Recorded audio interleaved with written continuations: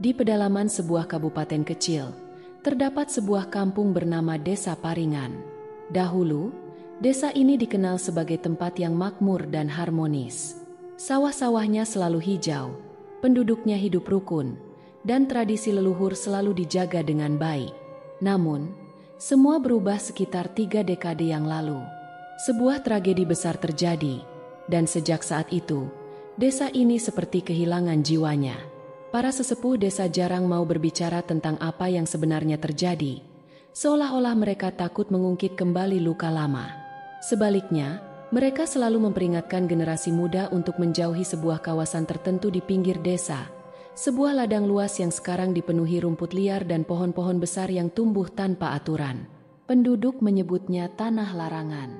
Hampir tidak ada yang berani melangkahkan kaki ke sana. Mereka percaya bahwa tempat itu dikutuk. Kadang, warga mengaku mendengar suara tangisan di malam hari atau melihat bayangan aneh melintas di antara pepohonan.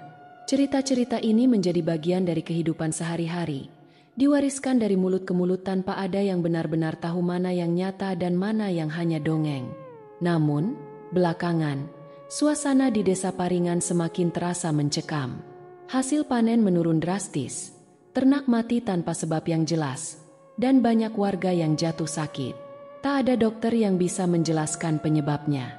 Beberapa orang mulai percaya bahwa ini adalah tanda kutukan yang mulai bangkit kembali. Sebuah peringatan dari masa lalu yang selama ini sengaja dilupakan. Di tengah semua ketakutan ini, generasi muda desa, terutama para remaja, merasa penasaran.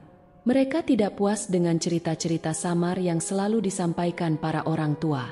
Bagi mereka, misteri ini adalah teka-teki yang harus dipecahkan. Salah satu di antara mereka adalah Dani, seorang remaja yang terkenal cerdas dan pemberani.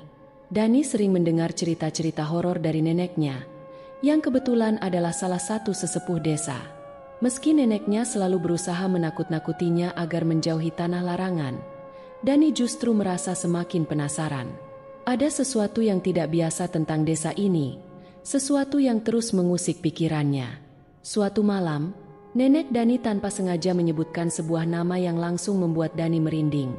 Tragedi keluarga Dasa. Dani mencoba bertanya lebih jauh, tetapi neneknya segera menghindar, mengatakan bahwa cerita itu terlalu kelam untuk dibahas. Namun, dari nada suaranya, Dani tahu bahwa neneknya menyembunyikan sesuatu yang besar. Keingintahuan Dani semakin memuncak ketika ia mendengar desas-desus tentang seorang pemuda yang menemukan sebuah benda aneh di tanah larangan. Pemuda itu kini jatuh sakit parah, dan kondisinya semakin memburuk setiap harinya. Konon, benda itu adalah bagian dari masa lalu kelam Desa Paringan, sesuatu yang seharusnya tetap terkubur.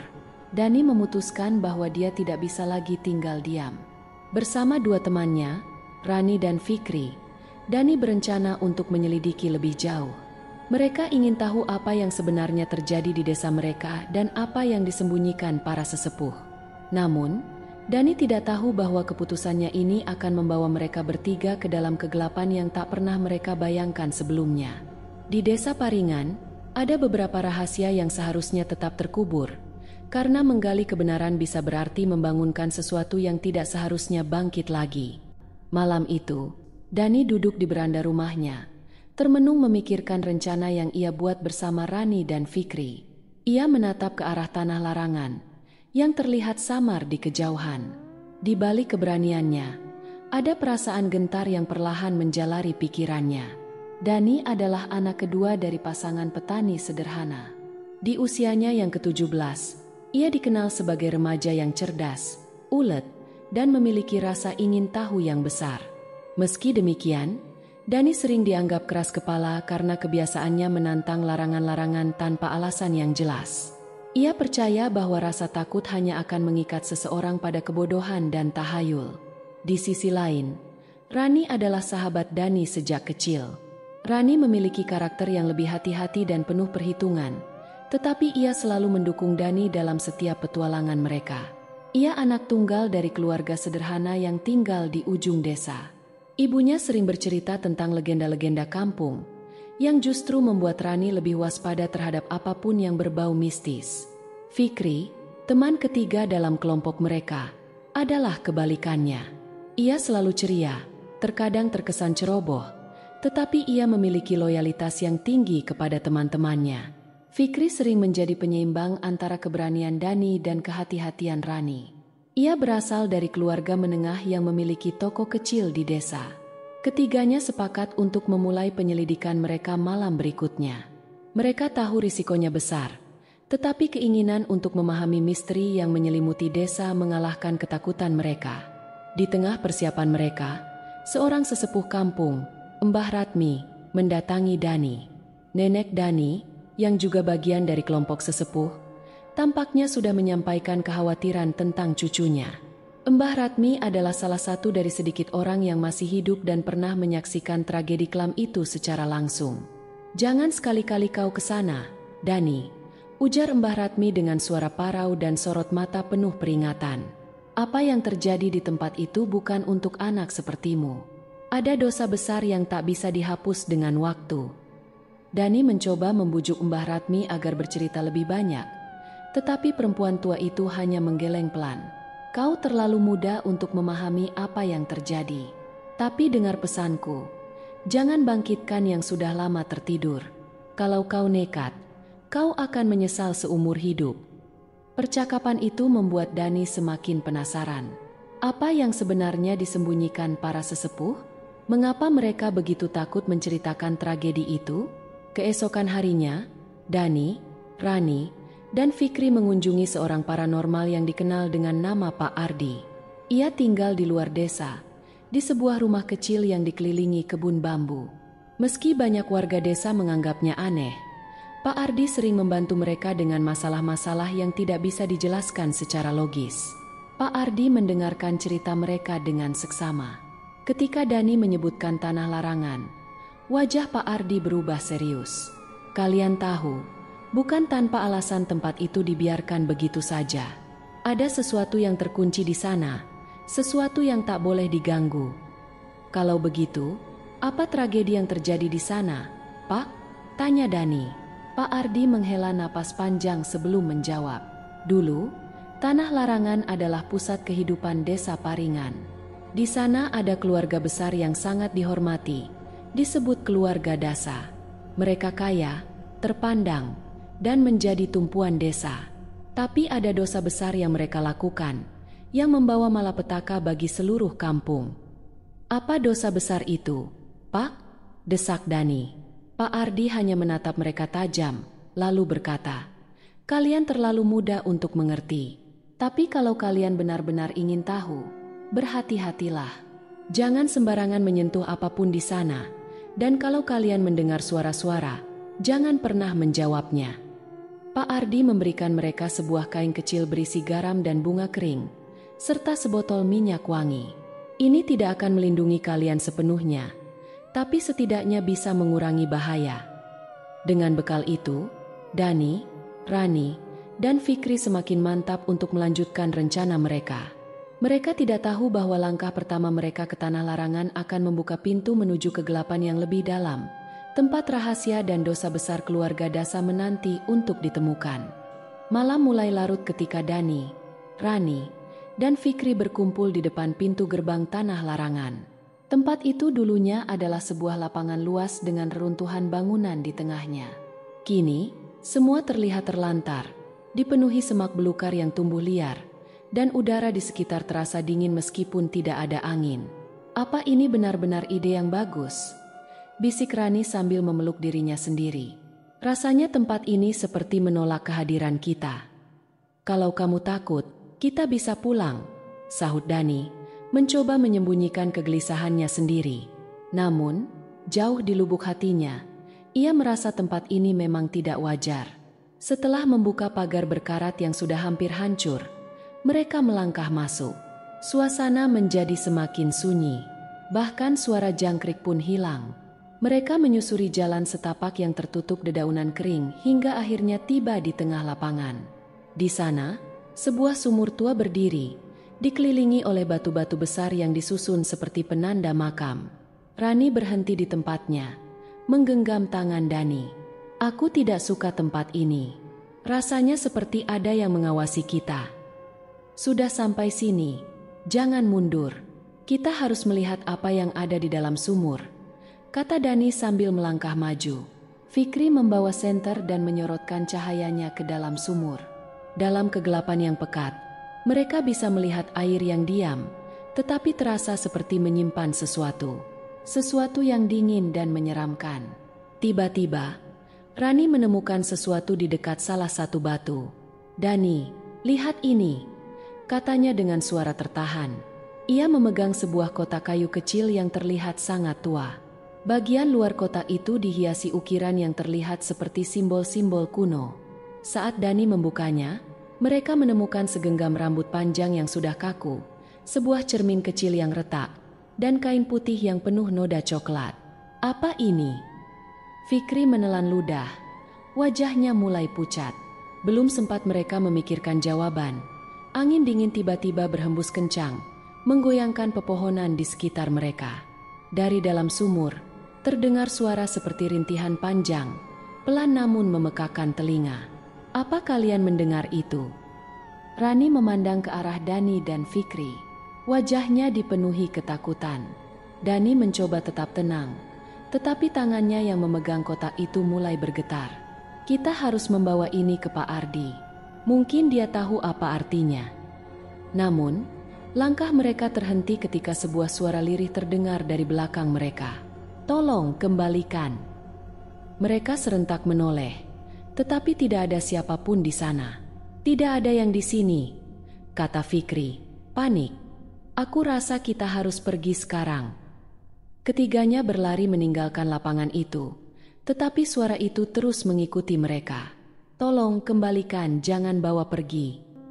Setelah mereka akhirnya keluar dari tanah larangan, suara itu menghilang, tetapi rasa dingin tetap menjalari tubuh mereka. Mereka semua terdiam. Tidak ada yang berani bicara sepanjang perjalanan pulang. Sesampainya di rumah, Dani merasa sangat lelah. Ia meletakkan kotak kayu itu di atas mejanya sebelum berbaring di tempat tidur. Namun, malam itu, mimpi buruk menghantui tidur mereka bertiga. Dani bermimpi tentang seorang perempuan muda dengan wajah pucat dan rambut hitam panjang yang basah. Perempuan itu berdiri di tengah lapangan tanah larangan, menatapnya dengan mata kosong, dan berbisik, "Kembalikan." Di tempat lain, Rani bermimpi tentang sumur tua yang dipenuhi tangan-tangan yang mencoba meraihnya. Ia terbangun dengan keringat dingin, merasa ada sesuatu yang duduk di ujung tempat tidurnya. Fikri, sementara itu, bermimpi tentang dirinya sendiri berdiri di tepi sumur. Ia merasa seperti didorong oleh sesuatu yang tak terlihat, lalu terjatuh ke dalam sumur. Ia terbangun sambil berteriak, merasa napasnya sesak. Pagi harinya, ketiganya berkumpul kembali di rumah Dani. Wajah mereka penuh kelelahan dan ketakutan. Mereka sadar bahwa apa yang mereka bawa dari tanah larangan bukan benda biasa. "Kita harus kembali ke Pak Ardi," kata Dani dengan suara tegas. "Kotak ini lebih dari sekadar artefak. Aku rasa ini adalah kunci dari semua misteri ini." Rani dan Fikri mengangguk, meskipun rasa takut masih membayangi mereka. Mereka tidak tahu bahwa perjalanan mereka berikutnya akan membawa mereka lebih dekat pada rahasia kelam yang tersembunyi di tanah larangan, dan bahaya yang jauh lebih besar. Matahari mulai naik ketika Dani, Rani, dan Fikri tiba di rumah Pak Ardi, sesepuh kampung yang selama ini dianggap tahu banyak tentang sejarah desa. Rumahnya sederhana, tetapi di dalamnya penuh dengan benda-benda kuno, mulai dari keris, ukiran kayu, hingga berbagai kitab tua yang berjajar di rak. Pak Ardi sedang duduk di beranda, memegang tongkat kayu sambil menyeruput kopi hitam. Ia langsung menatap tajam ke arah kotak kayu yang dibawa Dani begitu mereka mendekat. "Kalian sudah melangkah terlalu jauh," kata Pak Ardi tanpa basa-basi. Suaranya tegas dan dingin. "Kotak itu tidak seharusnya dibuka, apalagi dibawa keluar dari tanah larangan." "Pak, kami tidak tahu," jawab Dani, berusaha menjelaskan. "Kami hanya penasaran dan..." "Rasa penasaran kalian telah membangunkan sesuatu yang seharusnya tetap tertidur," potong Pak Ardi. Ia berdiri dan mengisyaratkan mereka untuk masuk ke rumah.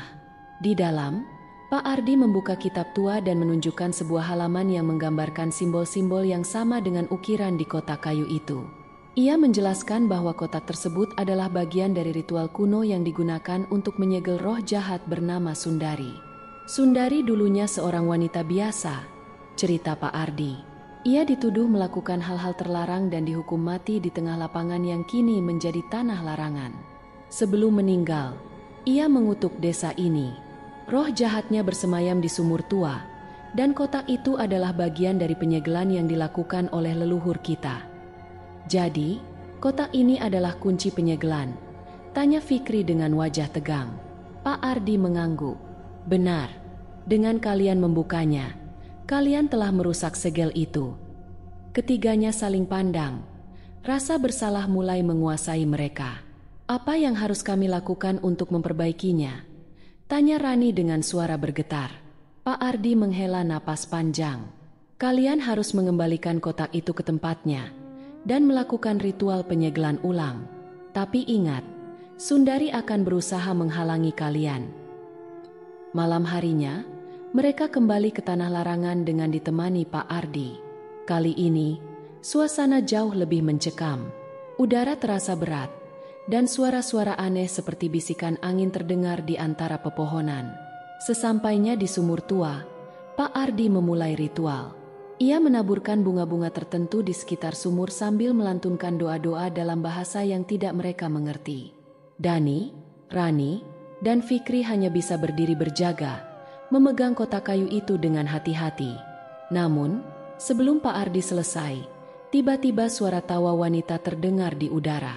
Suara itu pelan namun penuh kebencian, membuat bulu kuduk mereka meremang. Kalian pikir bisa mengurungku lagi? Suara itu bergema di seluruh lapangan. Dani merasa dadanya sesak, seperti ada sesuatu yang menekan. Ia melihat bayangan hitam bergerak cepat di sekitar mereka. Pak Ardi, cepat selesaikan ritualnya, teriaknya. Pak Ardi tetap fokus, tetapi bayangan hitam itu semakin mendekat. Saat salah satu bayangan hampir menyentuh Pak Ardi, Fikri refleks melemparkan senter ke arahnya. Senter itu meleset, tetapi cukup untuk mengalihkan perhatian bayangan tersebut. Kalian harus bertahan sedikit lagi, seru Pak Ardi sambil menyelesaikan mantra terakhirnya. Tiba-tiba, kotak kayu di tangan Dani mulai bergetar hebat. Ia hampir menjatuhkannya, tetapi Rani membantu memeganginya erat-erat.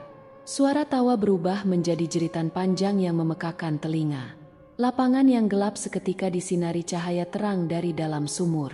Cahaya itu memancar kuat, membuat bayangan hitam yang mengancam mereka lenyap dalam sekejap. Pak Ardi akhirnya berhenti, terengah-engah, dan berkata dengan nada lelah, "Untuk sementara, segel sudah diperbaiki. Tapi ini belum selesai." Setelah ritual selesai, mereka kembali ke rumah Pak Ardi. Di sana, Pak Ardi memberitahu bahwa energi Sundari terlalu kuat untuk dihilangkan sepenuhnya. Ritual tadi hanya memperbaiki segel, tetapi untuk benar-benar menenangkan arwahnya, mereka harus menemukan alasan di balik kutukannya dan menyelesaikannya dengan cara yang lebih dalam. Kalian sudah terlibat, jadi ini tanggung jawab kalian, kata Pak Ardi tegas. Jika tidak, kutukan ini akan kembali menghantui desa kita. Ketiganya tidak bisa berkata-kata. Mereka tahu perjalanan mereka belum berakhir, dan bahaya yang lebih besar sedang menanti. Pagi itu, setelah istirahat semalam di rumah Pak Ardi, Dani, Rani, dan Fikri berkumpul di ruang tamu untuk membahas langkah selanjutnya. Wajah mereka terlihat lelah, tetapi ketegangan yang menggantung membuat mereka sulit untuk sepenuhnya beristirahat. Kita harus tahu lebih banyak tentang Sundari, ujar Dani, membuka pembicaraan. Apa sebenarnya yang membuat dia dikutuk dan menjadi roh jahat? Pak Ardi mengangguk setuju. Ada satu orang lagi yang mungkin bisa membantu kalian. Bu Sulasih, wanita tua yang tinggal di ujung desa. Dia punya hubungan erat dengan keluarga Sundari di masa lalu. Tanpa membuang waktu, mereka menuju rumah Bu Sulasih. Rumah itu terletak agak terpencil, dikelilingi oleh pohon-pohon tua yang menjulang. Ketika mereka mengetuk pintu, seorang wanita tua dengan mata tajam dan rambut putih panjang membuka pintu. "Aku sudah tahu kalian akan datang," katanya dengan suara pelan, tapi penuh arti. Di dalam rumah, Bu Sulasih mulai menceritakan kisah yang telah lama tersembunyi. Sundari, menurutnya, bukanlah seorang pelaku kejahatan seperti yang diceritakan selama ini. Ia adalah korban fitnah dari para pemimpin desa yang tamak. Sundari adalah seorang tabib muda yang cantik dan baik hati, kata Bu Sulasih. Matanya menerawang jauh. Dia sering membantu penduduk dengan pengobatan tradisionalnya. Tapi kecantikan dan keahliannya membuat beberapa orang iri, terutama istri kepala desa saat itu. Bu Sulasih menjelaskan bahwa istri kepala desa memfitnah Sundari dengan tuduhan menggunakan ilmu hitam untuk memikat suaminya. Fitnah itu menyebar cepat, dan Sundari akhirnya dihukum mati di tengah lapangan desa. Sebelum meninggal, dia bersumpah akan membalas dendam kepada mereka yang telah menghancurkan hidupnya. Roh Sundari tidak jahat karena dia ingin, lanjut Bu Sulasih. Dia hanya tidak pernah mendapat keadilan. Ketika mereka mendengar cerita ini, Rani tidak bisa menahan air matanya. Jadi, selama ini kita hanya mendengar versi yang salah, tanyanya dengan suara gemetar. Bu Sulasih mengangguk.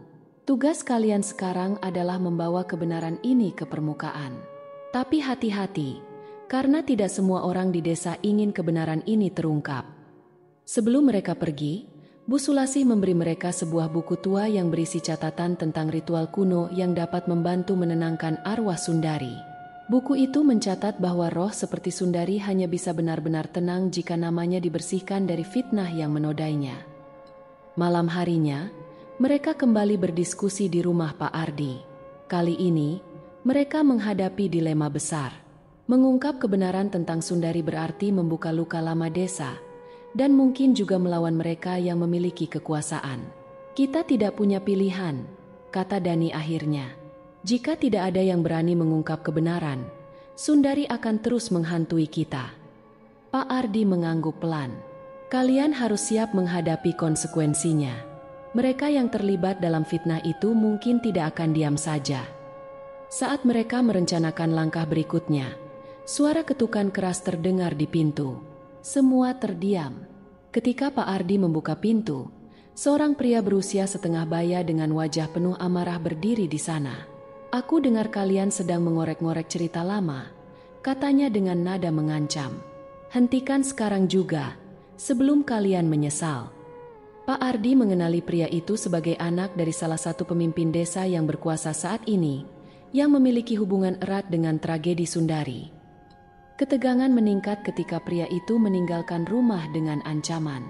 Kini, Dani, Rani, dan Fikri tahu bahwa mereka tidak hanya berurusan dengan roh Sundari, tetapi juga manusia yang masih menyimpan niat buruk. Namun, mereka juga menyadari sesuatu yang mengejutkan. Fitnah terhadap Sundari tidak hanya melibatkan generasi terdahulu, tetapi terus diwariskan hingga kini, menyelimuti desa dengan rahasia gelap yang lebih dalam dari dugaan mereka. Setelah ancaman dari pria misterius itu, suasana rumah Pak Ardi menjadi mencekam. Namun, Dani dan kelompoknya tidak gentar. Mereka memutuskan untuk melanjutkan pencarian jawaban, meskipun sadar bahaya semakin mendekat. Malam itu, mereka mempelajari buku tua yang diberikan oleh Bu Sulasih. Halaman-halaman buku itu dipenuhi tulisan tangan dengan aksara kuno dan simbol-simbol yang menyeramkan. Mereka menemukan ritual pemanggilan arwah, tetapi ritual itu membutuhkan keberanian luar biasa karena memanggil roh Sundari bisa mendatangkan bahaya. Ritual ini dilakukan di tempat Sundari dihukum, kata Dani, membaca dengan suara pelan. Kita harus melakukannya sebelum matahari terbit. Rani tampak ragu. Bagaimana jika ritual ini justru membuat semuanya lebih buruk? Kalau kita tidak mencoba, roh Sundari akan terus menghantui desa ini, jawab Dani tegas. Menjelang tengah malam, mereka menuju lapangan desa, tempat Sundari dihukum mati bertahun-tahun lalu. Di sana, suasana terasa sangat berat dan dingin, seolah-olah ada sesuatu yang mengawasi mereka. Dengan mengikuti petunjuk dalam buku, Dani mulai menggambar lingkaran di tanah menggunakan kapur yang mereka bawa.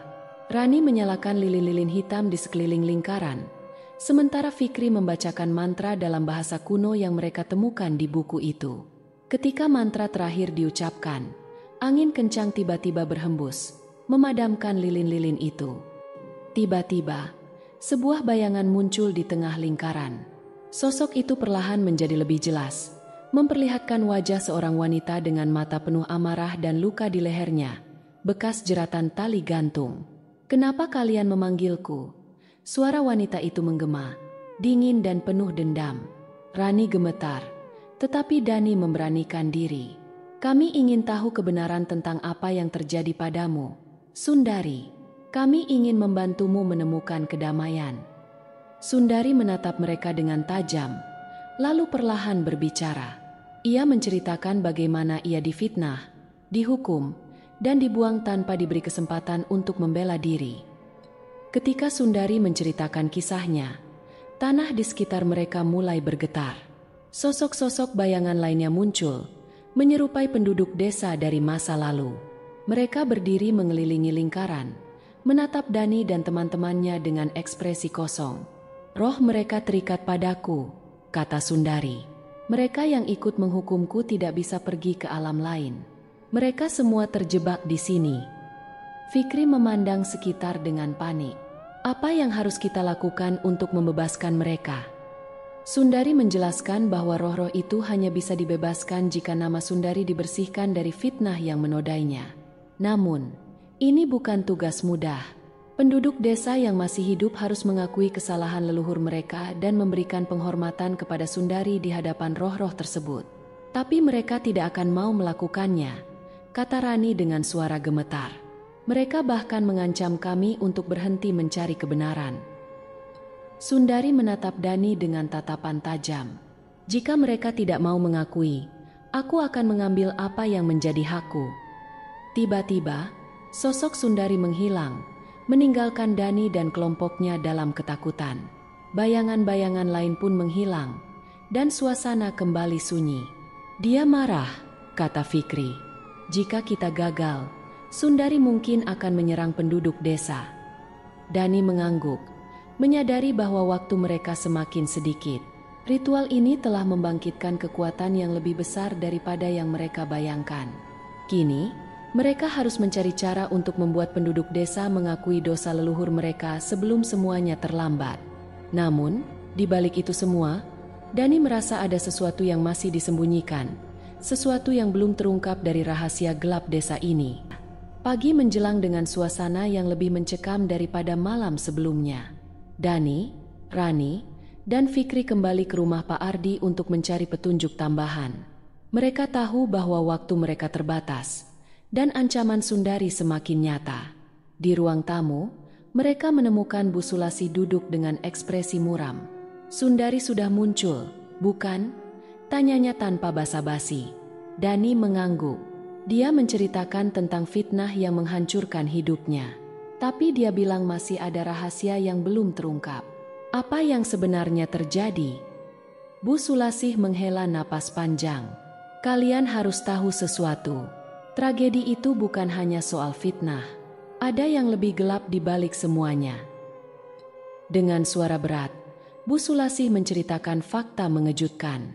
Sundari adalah korban dari perebutan kekuasaan di desa. Beberapa orang terpandang, termasuk kepala desa saat itu, menggunakan ilmu hitam untuk melanggengkan kekuasaan mereka. Sundari adalah saksi kunci yang mengetahui rahasia kelam tersebut. Ketika Sundari hendak melaporkan kejahatan itu kepada pihak berwenang, kepala desa dan orang-orangnya memfitnahnya sebagai pelaku santet yang menyebabkan banyak kematian mendadak di desa. Mereka memanipulasi masyarakat untuk percaya bahwa Sundari adalah sumber malapetaka. "Dia dihukum mati karena kebohongan besar," kata Bu Sulasih dengan mata berkaca-kaca. Dan bukan hanya itu. Setelah kematiannya, kepala desa melakukan ritual yang mengikat Sundari di tempat ini. Dia tidak hanya dibunuh, tetapi juga dikutuk untuk menjadi pengawal rahasia mereka. Fikri menggertakkan gigi. Jadi selama ini mereka menggunakan roh Sundari untuk melindungi kekuasaan mereka. Bu Sulasih mengangguk. Tapi sekarang, kekuatan itu berbalik menyerang mereka. Sundari tidak lagi dikendalikan. Mendengar itu, Dani semakin yakin bahwa ia harus membuat penduduk desa mengakui kebenaran. Namun, Bu Sulasih mengingatkan mereka bahwa banyak orang tua di desa yang terlibat langsung dalam tragedi itu, termasuk para sesepuh yang selama ini mereka hormati. Jika mereka mengaku, kehormatan keluarga mereka akan hancur, kata Bu Sulasih. Mereka lebih takut pada aib daripada kematian. Rani menatap Dani dengan cemas. Lalu bagaimana kita bisa membuat mereka bicara? Dani terdiam, memikirkan solusi. Akhirnya ia berkata, kita harus menemukan bukti yang tidak bisa mereka sangkal. Sesuatu yang menunjukkan bahwa mereka bersalah. Bu Sulasih mengangguk pelan. Kalau begitu, kalian harus pergi ke rumah tua kepala desa yang pertama. Semua catatan tentang ritual itu mungkin masih ada di sana.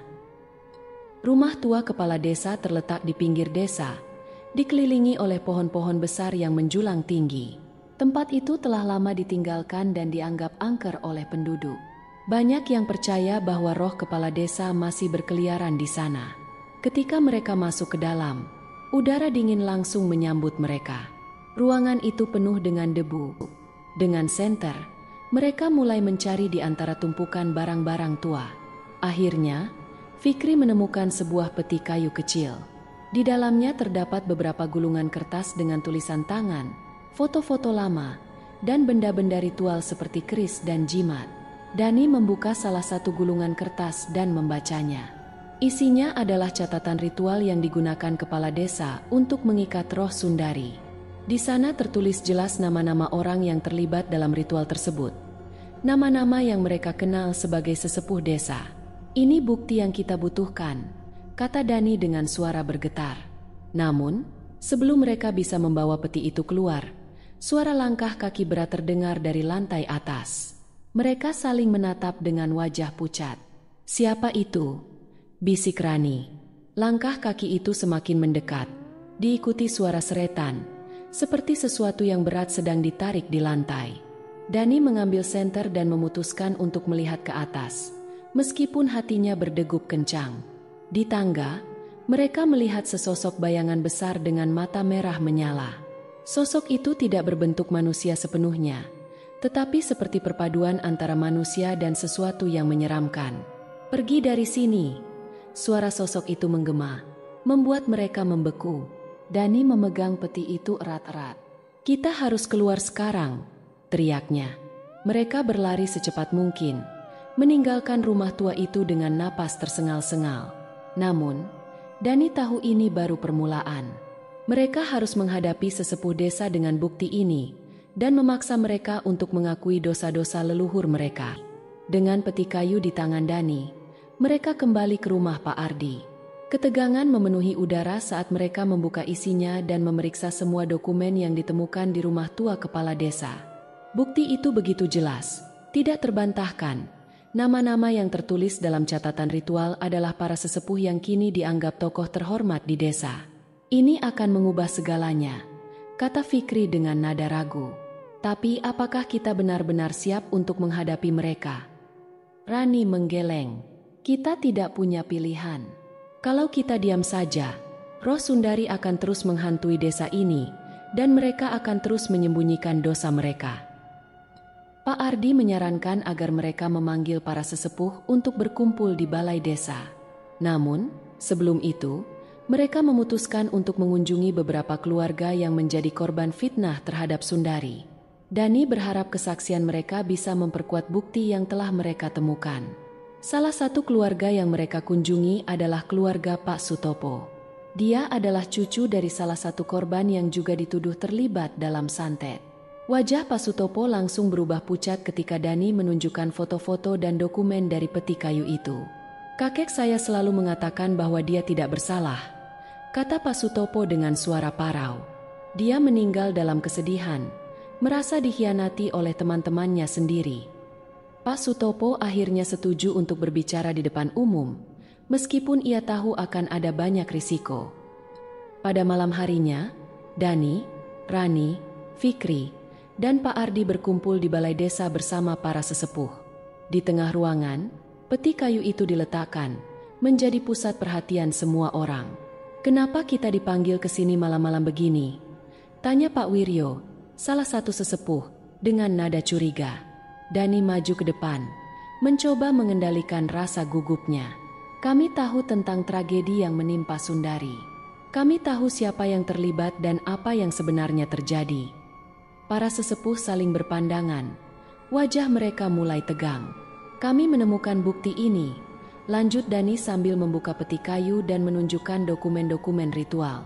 Catatan ini menyebutkan nama-nama kalian. Kalian adalah pelaku di balik fitnah itu. Kalian mengorbankan Sundari untuk kepentingan kalian sendiri. Pak Wiryo berdiri dengan wajah memerah. Kalian tidak tahu apa-apa. Kami hanya melakukan apa yang diperlukan untuk melindungi desa ini. Melindungi desa. Rani memotong dengan suara tajam. Kalian menghancurkan hidup seseorang dan mengutuknya menjadi roh gentayangan. Itu bukan perlindungan, itu kejahatan. Ketegangan memuncak ketika Pak Sutopo berdiri dari kursinya. Kakek saya adalah salah satu korban kalian. Dia tidak bersalah, tapi kalian memfitnahnya demi melindungi diri sendiri. Para sesepuh yang lain mulai kehilangan kendali. Beberapa mencoba membela diri, mengatakan bahwa mereka hanya mengikuti perintah kepala desa saat itu. Namun, Pak Wiryo tetap bersikeras bahwa apa yang mereka lakukan adalah demi kebaikan desa. Kami tidak punya pilihan, teriaknya. Kalau kami tidak melakukan ritual itu, Sundari akan menghancurkan kita semua. Pak Ardi menatapnya dengan penuh amarah. Sundari adalah korban kalian. Dia tidak pernah menjadi ancaman sebelum kalian menciptakannya. Saat perdebatan memanas, angin dingin tiba-tiba bertiup masuk ke dalam balai desa. Lampu-lampu mulai berkedip, dan suara jeritan melengking terdengar dari kejauhan. Semua orang terdiam. Pandangan mereka terpaku pada pintu balai desa yang perlahan terbuka. Di sana, berdiri sosok Sundari dengan wajah pucat dan tatapan penuh dendam. Kalian semua telah memanggilku, katanya dengan suara yang menggema. Sekarang saatnya untuk menghadapi kebenaran. Para sesepuh jatuh terduduk. Wajah mereka berubah pucat pasi. Sundari berjalan perlahan ke tengah ruangan. Tubuhnya memancarkan aura dingin yang menusuk. Aku ingin mendengar pengakuan kalian, katanya dengan nada mengancam. Siapa yang akan bicara lebih dulu? Dani, yang sebelumnya merasa yakin dengan rencana mereka, kini hanya bisa berdiri membeku, menyaksikan konfrontasi yang jauh lebih mengerikan daripada yang ia bayangkan. Sundari berdiri di tengah balai desa, tubuhnya memancarkan energi dingin yang membuat udara seolah membeku. Tatapan matanya tajam menusuk para sesepuh yang kini terdiam dalam ketakutan. Suara langkah kakinya menggema di ruangan, menciptakan suasana mencekam yang membuat Dani, Rani, dan Fikri tak mampu bergerak. Aku telah menunggu waktu ini, kata Sundari. Suaranya menggema seolah datang dari segala arah. Waktu untuk kebenaran terungkap. Siapa di antara kalian yang akan mengakui dosa-dosanya terlebih dahulu? Pak Wiryo mencoba berbicara, namun suaranya bergetar. Kami hanya mengikuti perintah. Kepala desa saat itu, dialah yang memutuskan semuanya. Sundari menggeleng perlahan. Langkahnya mendekati Pak Wiryo. Perintah? Kalian semua punya pilihan. Tapi kalian memilih untuk menodai hidupku demi menyelamatkan diri kalian sendiri. Pak Wiryo jatuh terduduk. Tubuhnya gemetar hebat. Kami takut, kami tidak tahu apa yang harus dilakukan. Tiba-tiba, lampu-lampu di balai desa mati total, menyisakan kegelapan pekat. Dari kegelapan itu, terdengar suara jeritan-jeritan kecil, seperti anak-anak menangis, disusul oleh bayangan-bayangan hitam yang melayang di sekitar ruangan. Dani merasakan bulu kuduknya berdiri, sementara Rani menggenggam tangannya erat. Sundari, tolong! Seru Pak Ardi dengan suara lantang, mencoba menghentikan kemarahan roh itu. Kita bisa menyelesaikan ini dengan damai. Jangan biarkan kebencianmu menghancurkan segalanya. Sundari menoleh ke arah Pak Ardi. Apakah mereka memberi damai untukku ketika aku dijadikan tumbal? Ketika aku dipermalukan, disiksa, dan dikubur hidup-hidup? Kata-kata itu menggema, membuat semua orang di ruangan itu merasakan beban penderitaan yang dialami Sundari. Dani menyadari bahwa ini bukan hanya tentang pembalasan, tetapi tentang rasa sakit yang tak pernah terselesaikan. Di tengah kegelapan, salah satu sesepuh tiba-tiba berdiri. Pak Sukarman, Pria tua yang sebelumnya selalu diam, kini berbicara dengan suara tegas. Sundari, kau benar. Kami salah. Aku salah. Aku adalah salah satu dari mereka yang memutuskan nasibmu, dan aku tidak pernah berhenti dihantui rasa bersalah. Sundari berhenti. Tatapannya tertuju pada Pak Sukarman. Kau mengakui perbuatanmu. Pak Sukarman mengangguk. Air mata mengalir di pipinya. Aku mengakui semuanya. Kami takut pada rumor. Kami takut akan kutukan yang tak pernah ada. Tapi kami salah. Kau bukan penyihir. Kau adalah korban ketakutan kami sendiri. Pengakuan itu mengubah suasana ruangan.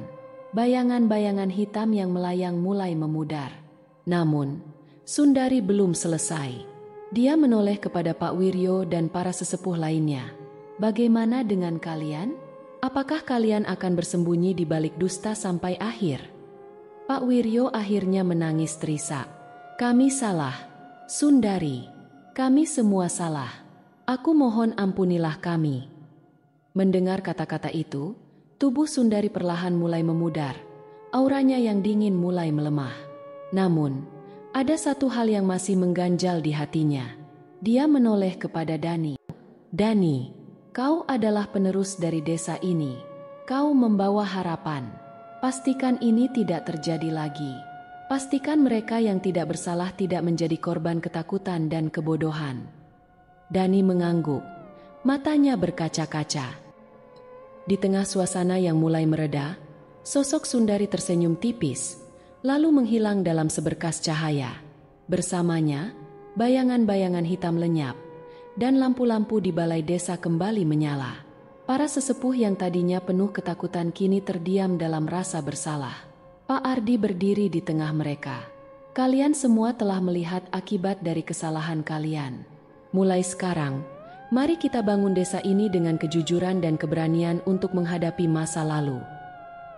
Namun, di dalam hati Dani, ia tahu bahwa beban janji kepada Sundari akan selalu menjadi tanggung jawabnya. Perasaan lega bercampur dengan rasa takut akan bagaimana ia bisa menjaga janji itu.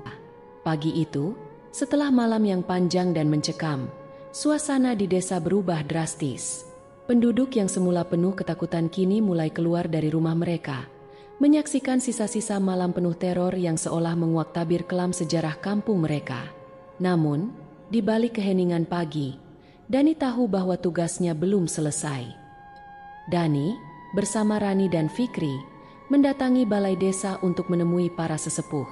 Pak Sukarman, yang telah mengakui perannya dalam tragedi masa lalu, tampak lebih tenang meski wajahnya dihiasi gurat penyesalan. Pak Ardi membuka percakapan. Kita harus memutus siklus ini. Desa ini harus dibangun kembali, tidak hanya secara fisik tetapi juga moralnya, kata Pak Ardi dengan suara penuh tekad.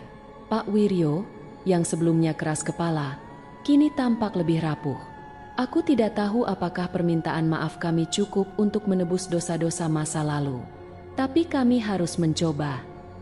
Para sesepuh akhirnya sepakat untuk membuat sebuah peringatan di tempat tragedi Sundari, bukan hanya sebagai pengingat akan kesalahan mereka, tetapi juga untuk menghormati arwah Sundari yang akhirnya menemukan kedamaian. Beberapa hari kemudian, Dani bersama warga desa menggali di lokasi tempat Sundari dikuburkan. Mereka menemukan tulang belulangnya yang telah lama terkubur, bersamaan dengan gelang perak yang dikenakan Sundari semasa hidup. Tangisan pecah dari para warga, terutama para sesepuh yang tidak mampu lagi menahan rasa bersalah mereka. Biarkan dia beristirahat dengan tenang, kata Dani dengan suara bergetar. Warga sepakat mengadakan upacara adat untuk mengembalikan kehormatan Sundari. Dalam upacara itu, seorang pemuka adat memimpin doa, memohon kepada leluhur agar dosa-dosa masa lalu dimaafkan dan roh Sundari bisa mencapai ketenangan abadi. Malam setelah upacara, Dani bermimpi. Dalam mimpinya, Sundari muncul mengenakan kebaya putih bersih. Senyum lembut menghiasi wajahnya. Terima kasih, Dani, ucapnya. Kau telah menepati janjimu. Desa ini memiliki harapan baru karena keberanianmu. Sundari melangkah perlahan ke dalam cahaya terang yang perlahan menelannya. Dani terbangun dengan perasaan lega, seolah beban berat telah terangkat dari bahunya. Tahun-tahun berlalu, dan desa itu mulai berubah. Generasi muda membawa pembaruan, sementara para sesepuh yang dulu terlibat dalam tragedi Sundari terus menjalani sisa hidup mereka dengan menebus dosa-dosa mereka melalui pengabdian kepada masyarakat. Tempat tragedi Sundari kini menjadi taman kecil dengan prasasti yang bertuliskan, "Untuk Sundari," yang menjadi pengingat bahwa kebenaran harus selalu ditegakkan, meski penuh risiko. Semoga tidak ada lagi ketakutan yang membuat kita lupa akan kemanusiaan. Dani, yang kini menjadi pemimpin desa, selalu mengingat malam-malam penuh teror itu sebagai pelajaran. Ia bertekad menjaga desanya agar tetap damai dan adil, memastikan tidak ada lagi tragedi serupa yang terjadi. Namun, di saat-saat sepi, saat angin malam berhembus pelan, ia kadang masih mendengar bisikan lembut dari arah taman kecil itu. Bisikan yang mengingatkan, "Jaga janjimu, Dani."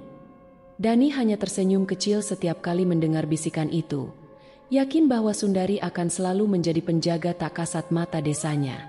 Cerita ini adalah pengingat bahwa masa lalu tidak pernah benar-benar hilang.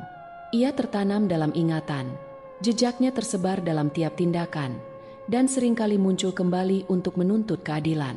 Melalui perjalanan Dani, kita belajar bahwa keberanian untuk mengungkap kebenaran, meski menyakitkan, adalah langkah penting menuju pemulihan dan perdamaian. Kisah ini juga menggambarkan bagaimana kesalahan kolektif dapat menghancurkan, tetapi dengan penyesalan tulus dan upaya untuk memperbaiki, harapan dapat ditemukan kembali.